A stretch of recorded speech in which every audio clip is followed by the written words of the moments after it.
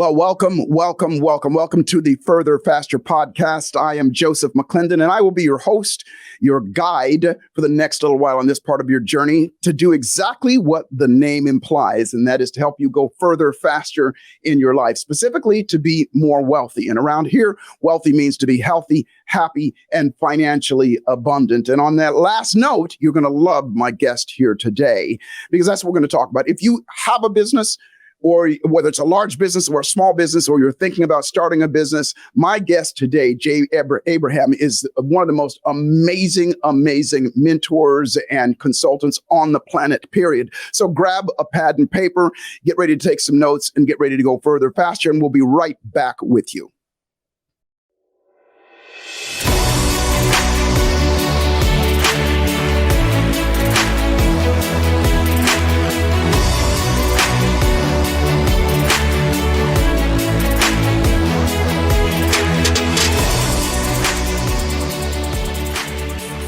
Well, welcome back to the Further Faster podcast. I'm really excited to share with you my guest today. I'm going to share with you a little quick story about how I met him back in the olden days first. I'm going to tell you a little bit about who he is.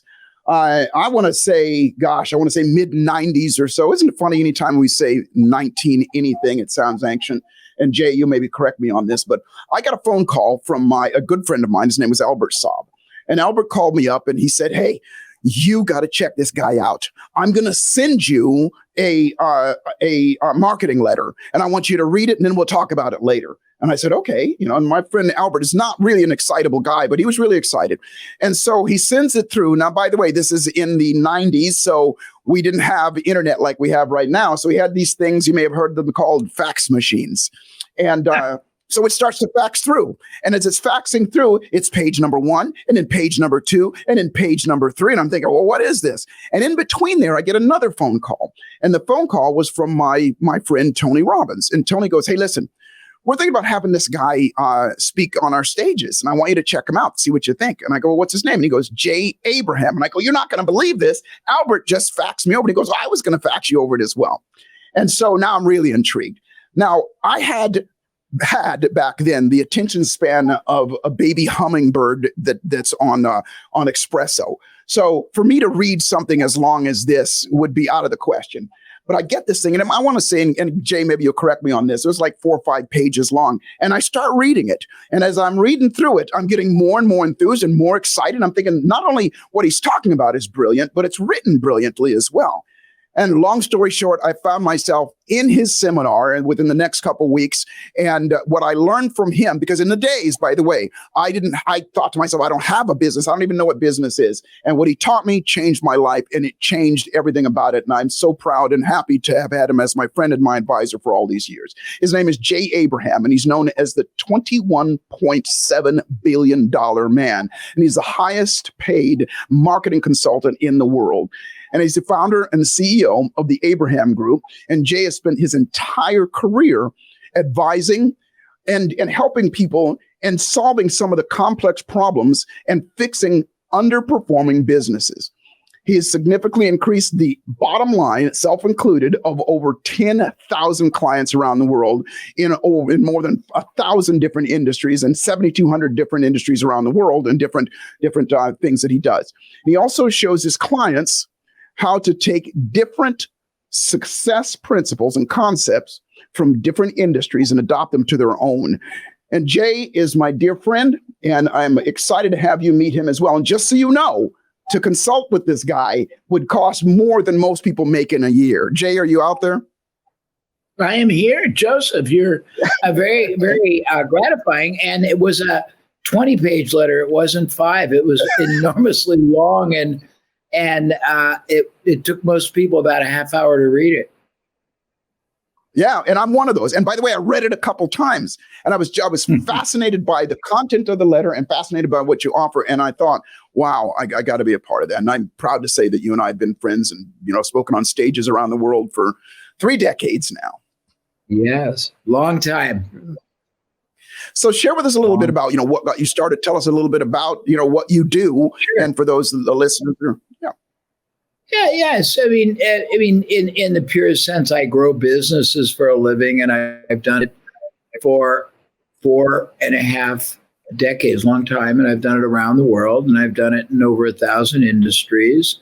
And it entails, it depends on the business. For some, it's a marketing makeover. For some, it's a strategy restructuring. For some, it's a business model remodeling. For some, it's figuring out a better value proposition. For some, it's a unique selling advantage. For some, it's finding different new access vehicles or distribution models. For some, it's figuring out how to make the tail wag the dog, meaning using their current business as a lead generator almost, and finding much more lucrative ways to use their buyers or their distribution channels or their brand. It depends on who they are. But probably the reason that I got into it, and maybe I possess whatever ability I possess, is because I got started, Joseph, at age 18. I was married. I had 2 children at 20, no formal education.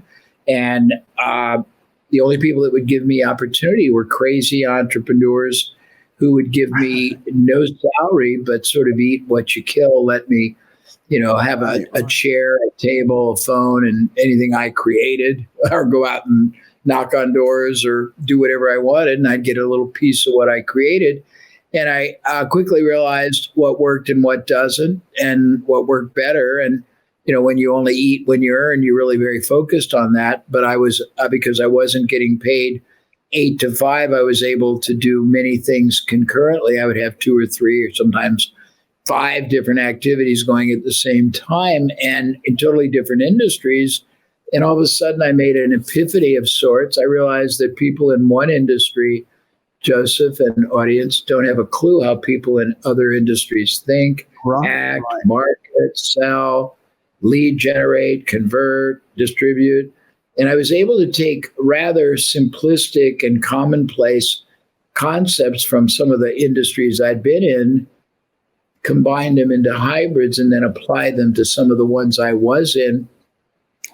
And they just exploded. And I got sort of a cohesive realization that the best place to get breakthroughs were not within, they were outside of an industry. And that became, it started off being the basis of my, I guess, growth as my ability to grow businesses. And then the more industries I functioned in, the broader the scope of understanding that I was able to draw from. And I won't bore everybody, but over the course of 4+ decades, I've probably identified 90 or so different higher performing elements, distinctions, proprietary methodologies that have been embraced by lots of people. And that's where that little moniker about 21 billion, it's just an estimate, a conservative estimate of the profits that these methods have produced for clients and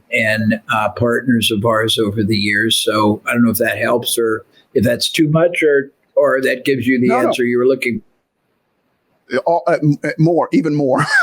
And so a couple things. So first off, thanks for sharing that. And I didn't know that about you. I just, because you are definitely, and I'm not saying this to blow smoke up your dress, one of the smartest people I know.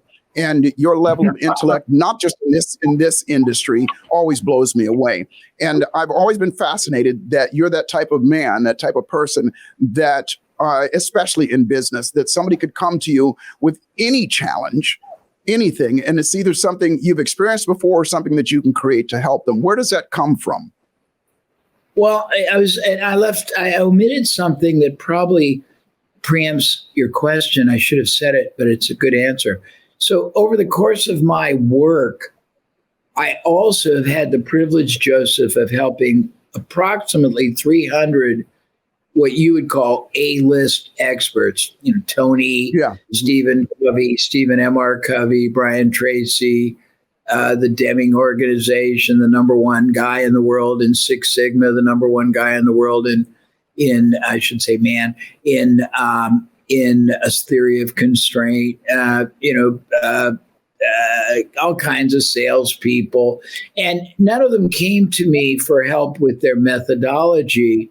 They came to me for help commanding more elevated distinction, more price expansion, more denominated or demonstrated value creation, but I had to gain a distilled, compressed sort of a short course primer on their body of work. So uniquely and weirdly, I'm dangerous. I couldn't do a seminar on what you know, or Tony knows, or Brian Tracy knows, or, Stephen M.R. Covey, because the father is regrettably deceased.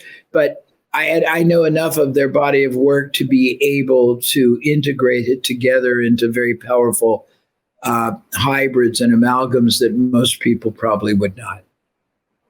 Yeah, and that is your wheelhouse and one of your unique talents. And you mentioned people like Tony and maybe myself and other people as well.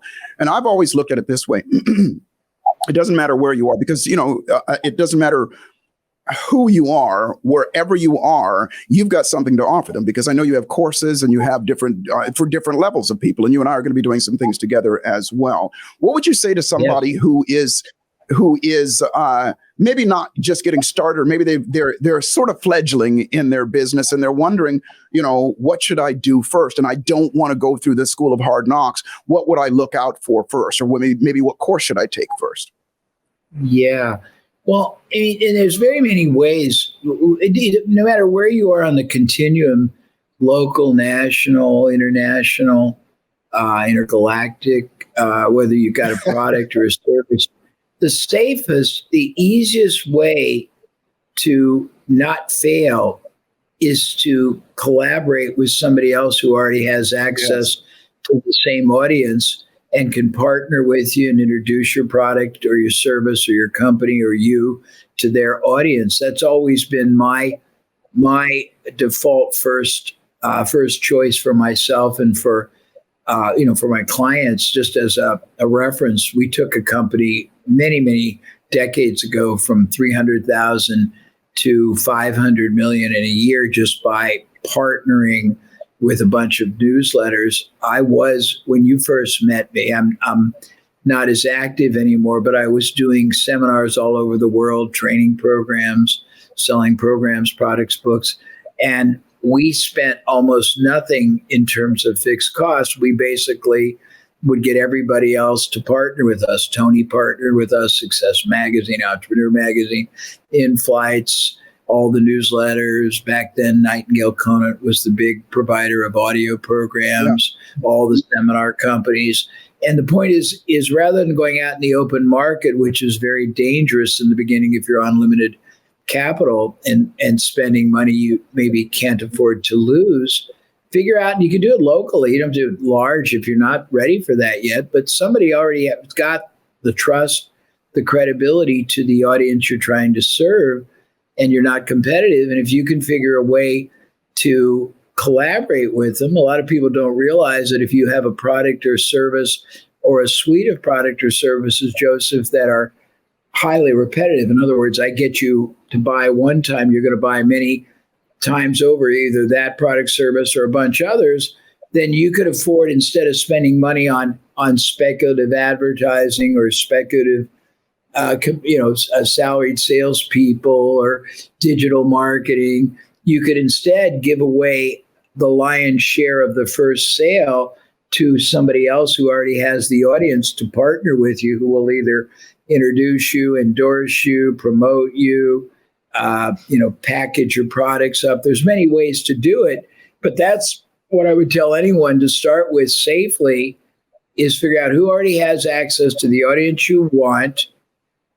And it doesn't matter. You could be a local little, you could be a small little beginner and go to some larger little store in your neighborhood or a retailer or service company, but there's always a partnership possibility. We have taught people partnering, joint venturing, strategic alliances, co-branding, being the recommended provider, packaging. Those are the safest. The second is people don't realize this. Almost every company, product, service, person that sells anything of perceived value gets between 20 and 100% of their business from word of mouth or referral. And yet most people do not realize, Oh, by the way, going backwards, there's 100 ways to structure strategic alliances, joint ventures, power partnering, endorsements, co-branding, all those things, recommended provider. But concurrently, totally differently, most people who get referrals don't even have in place one formalized, systematized, continually adhered to referral generating strategy or system. And yet a referral generated buyer buys quicker, converts more, buys more things, more profitable, costs nothing, buys more often, is more enjoyable to deal with, refers people, costs nothing to acquire. And we have about 125 ways to generate referrals. And I'm not trying to sell the fact that I possess those and you can get them from me. I'm trying to sell the fact that if you don't understand strategic alliances and all the suite of variations, if you don't understand referral generating and all the permutations, if you just found one or two or three of those, you could really grow your business safely, rapidly, qualitatively. And then when you have a lot more success and a lot more cash flow or a lot more reserve capital, then you can speculate on advertising in the open market, which is much harder, much more speculative if you're not a great marketer, a great copywriter, a great digital marketer, a great salesperson. So I gave you a little complex answer, but hopefully that helps. Dude, that was, first time I'm grinning from ear to ear, because if I'm not mistaken, you called that Business 101 when I met you back in the olden days. And that was a concept that I had never even considered. And this was back there way before social media and things like that. And I really latched onto that because, first off, when you said that, I didn't know, well, how do you do that? What do you do? And you are so specific. And like you said, you got 100 different ways to do that. You got 100 different ways that you can make those alliances that most people would never even think about. And I gotta say, you know, I didn't have the money to do advertising, nor was advertisement at the way that it is right now. But just doing that alone changed everything. And it has always been kind of a mainstay of mine as well. Wow. So thank you for that. Yeah. And how have things changed now? Yeah. How have things changed now with regard to what you do? Is it still applicable now that we're in the age of social media and all that? Yeah, it is. I mean, there's been what would I call it? There's been an onslaught of affiliate marketing, and I think that that's probably the most superficial and it's the outer veneer of doing it. I'll just give you an example of how we used to do it and how I recommend you do it. I mean, I'll give you a very specific, and it's old, but it'll give you the scope of possibility. So I told you about a company that went from 300,000 to $500 million in a year. Right. They were initially running ads in the market, and it was a brokerage firm. They sold gold and rare coins and the like. Are you still there, Joseph? Yes, I'm here. Yeah. Okay, good. I didn't see you. Sorry. They sold gold, rare coins to investors, and they were running ads in the Wall Street Journal very marginally. And I said, well, why don't we find out who really has the audience you want? And it turned out that the audience were newsletters subscribers, and we went and identified all the newsletters out there that had the right profile, and I negotiated with them to make my client their recommended provider. Now, that is a transaction that is only viable if you actuate on it. So I took the responsibility. Yeah. So what we did was this: when somebody became a subscriber and they got their welcome packet, they also got a packet all about rare coins, gold, silver from us. 4 times a year, we paid to do special edition versions of the newsletter that interviewed our president and talked about the outlook for gold and silver. We sponsored activities that the newsletters would gain benefit from, seminars, conferences that we paid for, including a prominent icon to speak along with the newsletter editor and our president. We basically, when they stopped wanting to mail their subscription promotions because it stopped working, I would take it over. My client would pay for it. I would make the headline better, the proposition better, and we'd go out and grow more subscribers for them because we benefited from that. I mean, we did all kinds of things that are deeper relationship connections than most people. You can do it today at a deeper level. I mean, the world has changed because, first of all, the internet is great and it's horrible. It's great because it gives you access to a lot of knowledge. It's horrible because it gave birth to all kinds of infidels, rapscallions, superficial people who purport that they can make a big difference in your life no matter what they're selling. And their real discrimination is hard. But the other problem is we don't know who you can trust. But there are so many different avenues that you can pursue. I think the key is it's very hard to break through the morass if you're going to do regular advertising. That's why I say anytime you can align with somebody who's already credible and has an audience that profiles who you want, that always has to be your first default. But you also have to have value that transcends the norm, and that requires you to really understand the mind of the market, which most people don't, Joseph.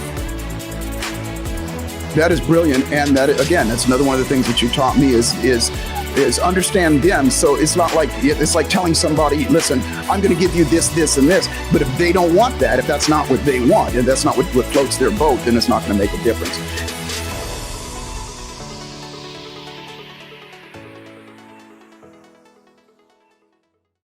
Hey, I get asked a lot of questions all the time, whether it's something, online, whether social media or face-to-face. And the question I've been asked a lot lately is, Joseph, when are you going to do something live again? Because I haven't done anything live in some time.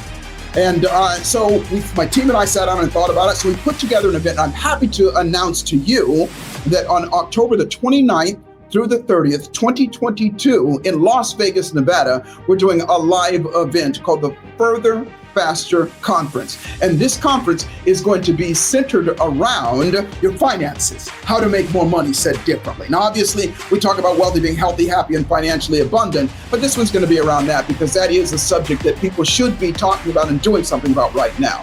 I'm going to bring some amazing guests, some of my mentors that are going to give you some of their wisdom as well as I'm going to teach you my signature methodology of putting $1 million in your pocket in 10 years or less. It'll blow you away. It is absolutely doable for everybody. So put that in your calendar, and more specifically, go to neuroencoding.com/FFC. It'll be in the description here. You'll be able to see it. Go there, get your questions answered. It's going to be a small, intimate event. So it's first come, first served. It will sell out. And I look forward to seeing you in there. And remember, life is exactly what you dare to make it. Fortune favors the bold. Boldly step up, and I'll see you in Las Vegas.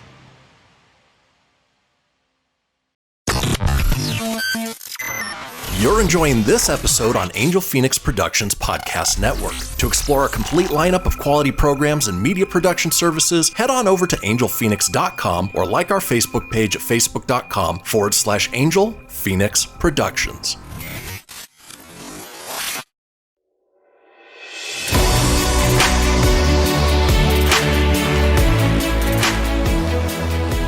And you alluded this before with regard to the process of being able to impact those people in a way that causes them to want to align with you. Because nowadays, this is what I've run into several times, that people are very guarded of their email list and very guarded of their the people that they have under their influence. And one of the things I've always admired about you is that you have a way, and some of it was in that letter there, of helping people recognize that, wait a minute, this is something that they want. This is something that's going to be valuable for them. And you have a way of breaking through that. That is absolutely brilliant. Oh, thank you. Something that might be of help to your audience, you wouldn't know to ask me this because you're not aware of this. Every year or so, I come up with new distinctions. And one of the ones we came up with about a year and a half ago is really useful. And it aligns with an earlier. One of the things I'm known for is the strategy of preeminence. And I won't go into it deeply, but it's how to elevate your stature in the eyes of your market to that of being the only trusted advisor, the most reliable source, the only the only one to turn to for life, for the answers and the knowledge that you would possess. And in it, one of the categories, it's got about 30 distinctions in that category, but one of them is being able to express to the target audience that you understand them in words and in mental pictures. And this would go to your NLP and your neuroscience knowledge. But most people get that, but they don't know how to do that. And I figured out how to do that. And I'm going to share with you a 5-minute summary of how to own the mind of the market. And this might be very valuable for anybody, no matter where they are on the business continuum. So I'll give it to you in a nutshell, okay? So the concept is this, that the deeper you can get into the subconscious of your market, this is my belief, and you can affirm or refute it by your scientific understanding, the more powerful the connection. How do you do that? Well, most people who write copy will use a bunch of buzzwords and a bunch of bullets and a bunch of benefits that they conjure up, and they don't even really try to understand them. If they try to understand them, they don't really experience what it's like to be in their life, in their shoes, so to speak. But there's a way that I created, and it gives you the mind of the market, and I call it the Amazon.com School of Business. And here in a nutshell is what you do. You take whatever category of business you are in, and you start by going to Amazon or anything like that, and you look up as many books in the categories directly or indirectly that relate to what you're doing. And you look for them maybe for the last 2 or 3 years, and you look at the top 10 or 20 bestsellers in each category. Pardon me. What you're looking for first is the title and subtitle of the book, and then the chapter titles. Why? Because most books, sadly, sell more by the premise and the promise than the content. Tragic, but true. So if somebody's nailed the title or the subtitle, the chapter titles, that's very important. The next thing you do is equally important. You look at the reviews, and I think Amazon is 1 to 5. It used to be 1 to 10, but I think it's 0 to 5. 0 is terrible, 5 is good. You look at the zeros and you look at the 5s, and when you're going to zeros, you can also look at books that are not bestsellers but are bad sellers, and you want to get the actual phraseology that people utter when they are passionate. And the reason why is when you are passionate, whether it's positive or negative passion, Joseph, I believe your subconscious overrides your conscious. Think about this. Whenever you've seen anybody who is very, very happy or very, very mad, and you back out the vulgarity, it's almost shocking how lucidly they express themselves in words and efficiency and word pictures, graphic imagery, metaphorically. And if you get those from the mind of the market, and you see how they express themselves in what they want and what they don't want, what they got and what they didn't get, it's incredible. So what you do is you take the books, first of all, titles, subtitles, chapter titles, you put it in a category. You take the positive reviews, the negative review, phraseologies that are gripping, put them in 2 categories. Then you do variations of it. You go to discussion groups, and you do the positives and negatives on the topic. Then you go to competitors, and they don't have to be your local competitors. It can be any competitor. Then you do the variations. For example, if you were selling, we have a client that sells essential oils. Well, we go to all kinds of other things that are like that: spirituality, new age, yoga, everything like that. You look at the books, you look at all this. Now you've got 3 categories. You've got the phraseologies resonate with the market because they produced a bestseller. You've got what people got that they loved, what people hated, what they didn't get. So now you can write to them, speak to them, script for your salesperson to them, language to them on your website and your emails, right past the rigidity and the restrictions and the deflectors of the conscious, and penetrate right through and speak to the subconscious. It's very powerful, Joseph. Unfreaking believable. Unbelievable. Again, you're schooling me, you're taking me to school again. And that methodology that you have right there, I always looked at it like this. It's not like this is what you have to do over and over again. You do this, in the very beginning, you learn how to do that, and that's a skill of yours as well. Jay, this is spectacular, and I wish we had more time. We are at that place right now, and I know a couple things. And first off, everybody, first let me ask you, how will they find you? Because what I encourage everybody to do, go Google, find this man, and find out how he can help you as well. Where would they find you? We have a pretty wild website, abraham.com. I think we give 800 resources away. We sell stuff, and I do private, high-end, long-term consulting and profit partnering with people. If they're big enough, they could contact me directly. But if they're not, we give away books and courses and lots of stuff other people sell just because I want to be a benefactor. So they can go on my website and have a field day. And there's plenty of videos out on YouTube, and there's lots of stuff in the market, and people have knocked us off. So people give away stuff we even sell. So I'm sure you can find it everywhere.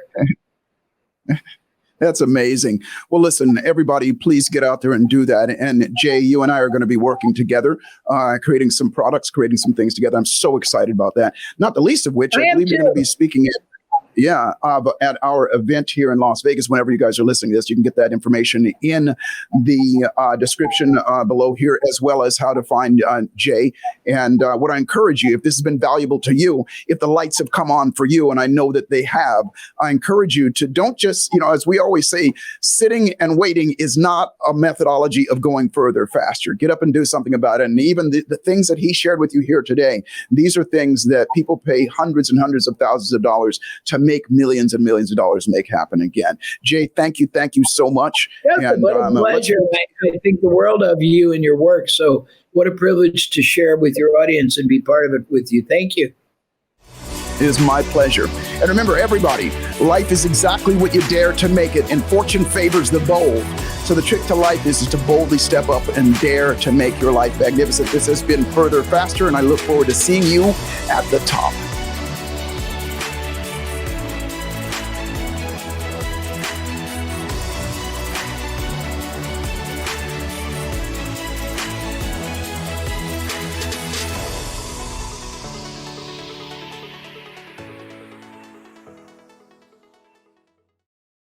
This podcast was a production of Angel Fenix Productions. Explore more episodes of this show or other great shows on the Angel Fenix Podcast Network by visiting angelphoenix.com. The views expressed in this show do not necessarily represent those of Angel Fenix Productions or its advertisers, and may contain language that's unsuitable for younger listeners.